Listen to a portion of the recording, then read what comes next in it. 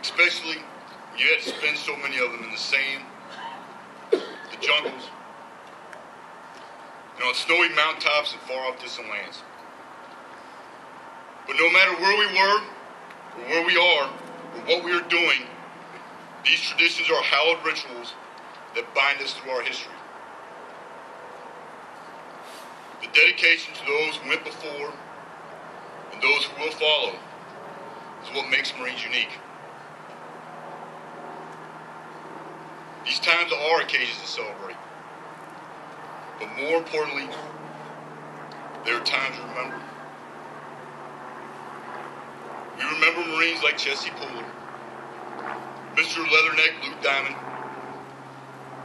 and as well as all the sons of New Jersey, such as Gunnery Sergeant Barcelona, Private Frank Siegler, Private Hector Caffaretta, Sergeant Thomas Ike Eidick, one of the chosen few,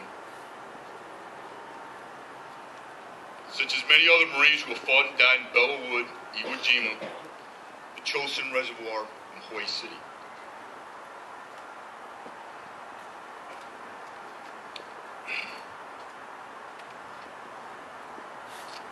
We also remember the 25 Marines from New Jersey who have made the ultimate sacrifice in Iraq and Afghanistan. In these times where it often feels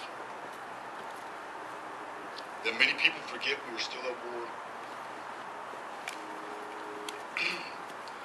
I personally remember young men I served with, like Corporal Joseph Fite,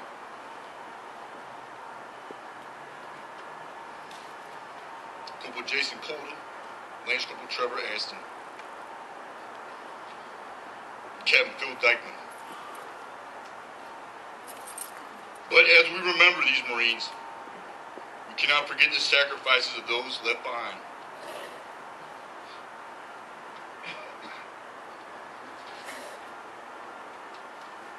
The parents,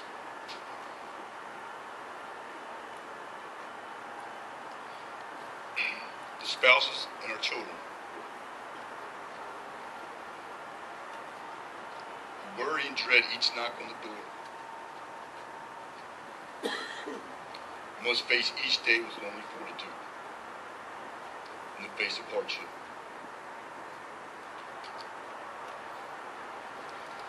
Marines represent less than 0.00065% of the U.S. population. But each day, these few proud and their families voluntarily bear the sacrifices, ensuring the longevity of our Corps and our country. Why?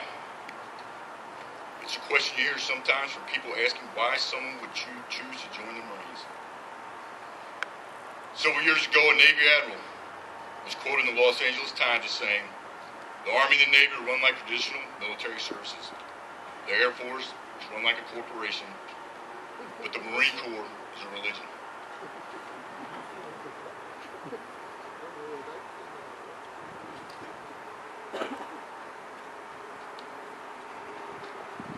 No one becomes a Marine looking for the easy way through life.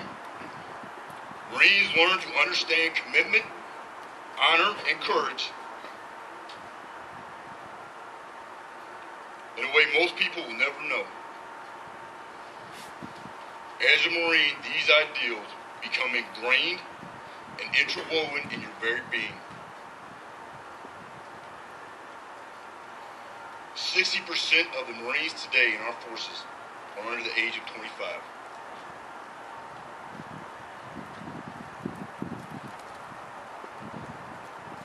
It absolutely takes my breath away every time I talk to those young men and women. At such a young age, they want to do the right thing. They are driven to be part of something bigger than themselves.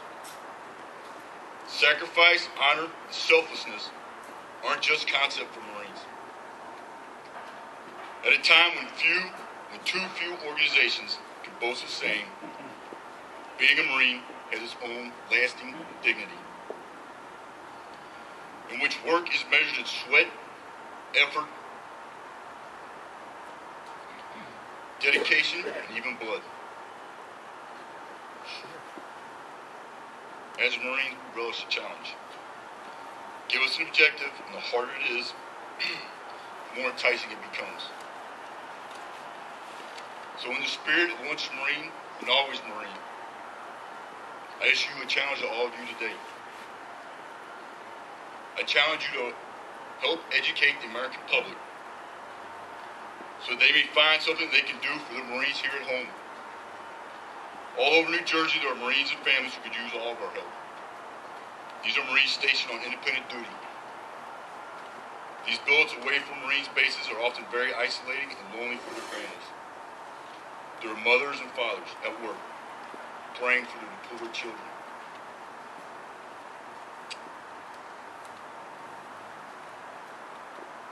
There are spouses trying to go through their days as normally as possible so their children can have the security of a routine. Whether it is just a simple prayer or a call to a parent of a deployed Marine or an offered coffee to a wife whose husband deployed, these are things we can tell everyone else which they can do every day. With the many outstanding Marine organizations in this great state and the numerous patriotic citizens I come into contact every day, as Marines, our overall objective should be establishing a Marine Corps Coordinating Council for this state. As Marines, I ask you to embrace that challenge. And I will close too. So here's to you and to our Corps. Happy birthday, and Semper Fidelis. Hoorah! Hoorah!